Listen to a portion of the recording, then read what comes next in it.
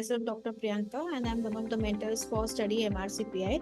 So we'll be doing a OMR series video, that is OSCE Made Ready, which will be covering important stations for the exam. And today we'll be discussing the teaching task, the teaching of Forceps Delivery, okay, to an ST1. Okay, so this is a very important OSCE station. So do like, share, and subscribe StudyMRCPI channel, and also press the bell button icon to get the recently added videos notification. Thank you so much. So always remember that success is a journey and it's not a destination. So here we have today a Forceps, okay, so where we will be having a structured discussion. That is, we will I will be myself the ST1, and also myself the ST5, who will be teaching the ST1 how to conduct a Forceps delivery. Okay, so without further delay, we will start the session. Okay, so the ST1 who is junior, his name is John. Okay, and myself, I'm ST5, and Dr. Priyanka. Okay, so let's start. So hello, I'm Priyanka. I'm ST5. So, and you are? So I'm John. I'm ST1. So John, nice to meet you, John. Nice to meet you, Priyanka. So John, I can see that you have come here to learn Forceps delivery. Am I right? Yes, Priyanka. So John, can you tell me why you want to learn Forceps delivery today? Yes, Priyanka, because yesterday we had a difficult delivery in the labor rooms and they had applied forceps. So I was just wondering that knowing how to apply the forceps is very important. So that's why I want to learn. Very good, John, that you want to learn the forceps delivery. Don't worry. Meanwhile, we will be going through all the important points that are must for forceps delivery. Okay, Priyanka. So, John, do you have any idea about forceps delivery? Do you know anything about forceps delivery before? No, Priyanka. So, no problem, John. So, also tell me, how is everything going on in the department? It is going on good, Priyanka, and everybody is very helpful, and I'm much enjoying working in the department. So that is good, John. So let's start. So here today the forceps delivery, we will discuss what is the classification of forceps delivery, and what are the different indications where you will apply the forceps, and also how to conduct a forceps delivery, and what are the main prerequisites before applying the forceps, what are the maternal prerequisites that are important, and the procedure itself, and after that what is the care that should be taken in the post delivery phase. Okay, John? Okay, Priyanka. So let's start. So here, John, see, this is the forceps. Okay, so this is an obstetric forceps, and it consists of different parts. It consists of a cephalic curve, as you can see, and a pelvic curve. So here, the two blades you can see, and also the middle part, which is called as shank, and also the handle where we put our hand. Okay. So coming to the indications. So John, what are the indications for an instrumental delivery are? So that we can divide the indications into maternal, fetal, and also the labor indications. So maternal, when there is the need that we have to, in some cases we need to shorten the second stage of labor, like in cases of maternal cardiac disease, especially in NYH class 3 or 4, or any hypertensive crisis. Okay, so where we do not want to give excessive Valsalva manure that will cause excessive strain on the heart. So here we will shorten the second stage by applying the forceps. In the fetal indications, where there is non-reassuring CTG, or there is fetal compromise, signs of fetal compromise in the second stage of labor, or in the labor indications, like in case of a nulliparous woman, if she has received an epidural analgesia and there is lack of continuing progress of labor for 3 hours, the total of active and passive stage, and if she has not received epidural analgesia and there is lack of progress for 2 hours, and in multiparous women, if they have received epidural and there is lack of progress for 2 hours, and without epidural, if it is for 1 hour, then we consider using forceps delivery. Or if there is maternal fatigue or exhaustion, in that case also we use forceps delivery. Am I clear, John? Yes, Priyanka. So can you please tell me any one indication? Yes, so if there is a fetal compromise, or if there is a non-reassuring CTG, so we can apply forceps. Very good, John. So you are a very fast learner. So coming to the classification of forceps delivery, so usually the forceps delivery is operated vaginal delivery is classified into three types: the outlet, the low, and the mid. The high, which was previously used before, has been abandoned and not used because of many complications, maternal and fetal, that can happen. Okay, John? Okay. So coming to the outlet forceps, which are most commonly used here, when can we say it as an outlet? When the fetal scalp is easily visible without separating the labia, or if the fetal skull has reached the perineum, okay, and the rotation of the fetal head does not exceed more than 45 degrees. The low forceps is when the fetal skull has reached at least plus 2 centimeters, but not on the pelvic floor. Okay, and it can be divided into two types: non-rotational ones, which have rotation less than 45 degrees, and the rotation which have rotation more than 45 degrees. And the mid cavity one, where the fetal head is no more than 1/5 per palpable, and also the leading point of skull is at the below the at the level of ischial spines or +1 station. Here again they are divided into rotational and non-rotational ones. Okay, Priyanka. So, what are the conditions that needs to be fulfilled for an operative vaginal delivery? These are the most important ones, John, because before applying, to avoid any complications to both the mother and the fetus, so this all should be fulfilled. Like the head should be less than 1/5 palpable, and also we have to do a vaginal examination to rule out any non-vertex presentations. The cervix should be fully dilated, and the membrane should be ruptured, and the cord, any cord presenting, should be excluded.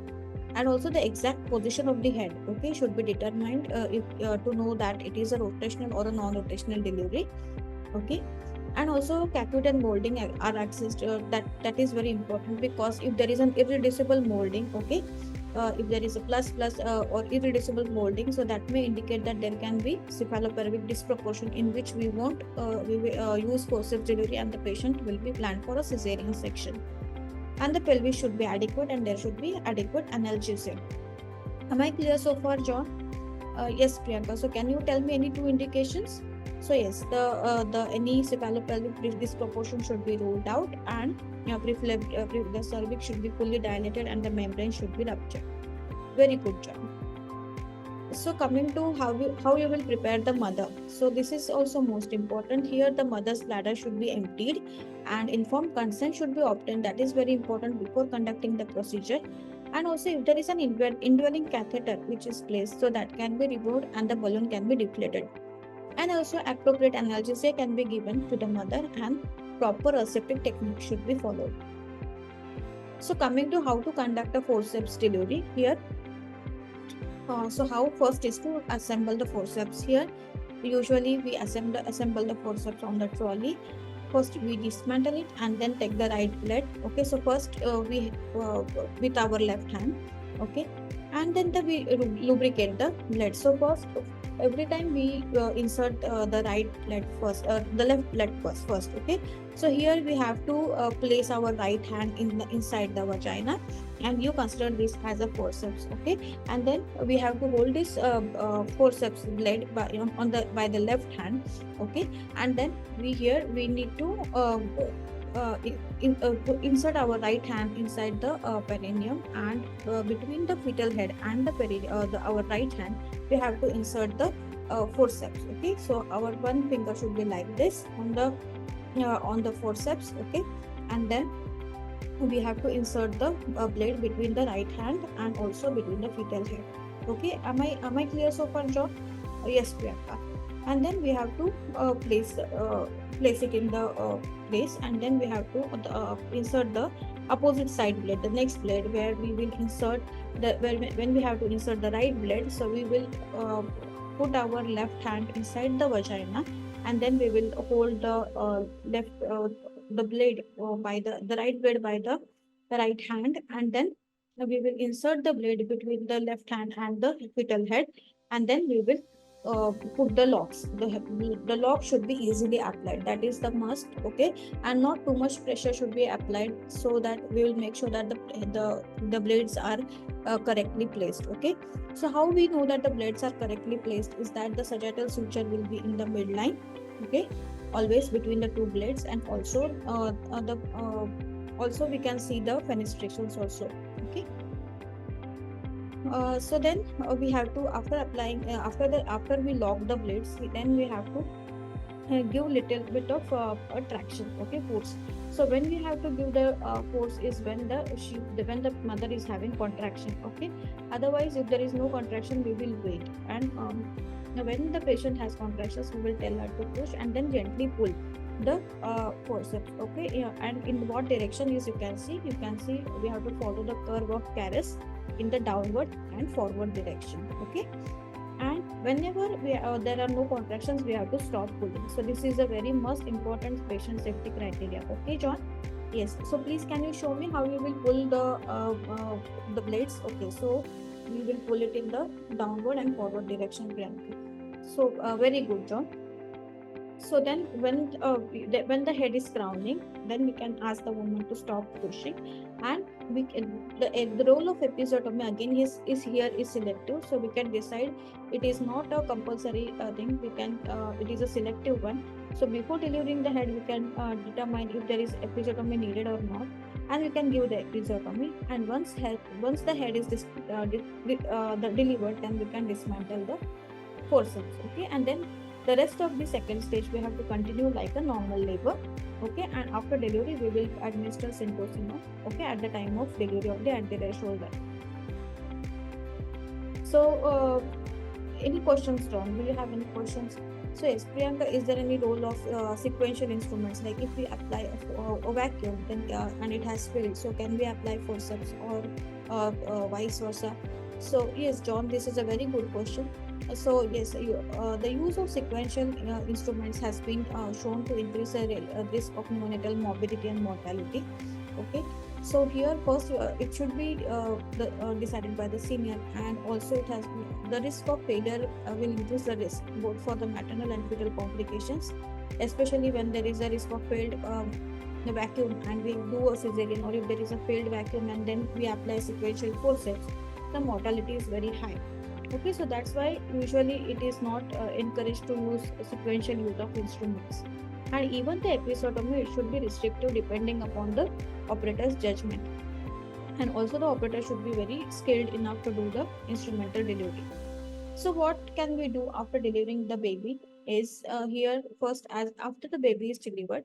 So here first on the maternal side, we have to look for any check the perineum and also check the cervix for any tears, any cervical tears, any vaginal tears, and also look for any bleeding. Okay, and also we have to look that the placenta has completely delivered. Okay. And also coming to the fetal side, here at the time of delivery, the neonatologist should be present and look for any injuries if there are any on the baby, okay, on the baby's scalp. And also a paired cord blood sample should be sent for cord blood pH and also lactate. And if even after 3 pulls, if the baby is not delivered, then we have to abandon the procedure, and then we have to inform the senior. Is it clear, John? Yes. So what we will do after delivering the baby? So yes, we will send the paired cord blood samples, and also we will check for any hemorrhage, excessive hemorrhage, and also cervical tears. And after 3 pulls, we will stop the procedure. Very good, John. So how do you like the session, John? So yes, Priyanka, it was very useful, and I hope whenever I get next time when I get the chance to see the forceps delivery, so I will be able to apply the knowledge. Sure, John. So here I will offer you some reading material regarding forceps delivery, and also I will provide you with some practical videos. Is that okay? Okay, John. And also whenever there is a next forceps delivery happening in the labor room, so we will call you. Is that okay? Okay, Priyanka. Thank you so much. Thank you, John. Yeah. So this was the teaching of forceps delivery station, so which is very important as an exam point of view to an junior trainee. Okay. So as we said, for a forceps delivery, so knowing the parts of the forceps and also the indications of conducting the forceps delivery, both the maternal, fetal, and also the labor indications is very important. And the classification of forceps for correctly choosing the instruments is very important, and also the procedure. So how to apply the instruments, which blade should be applied first, how it should be applied to avoid any injuries to the fetus, and also the maternal genital tract are very important, and conducting in a proper manner is very important. And after procedure also, to looking for any tears and excessive bleeding, and also to send the send the cord blood samples for pH is very important. Thank you so much, guys.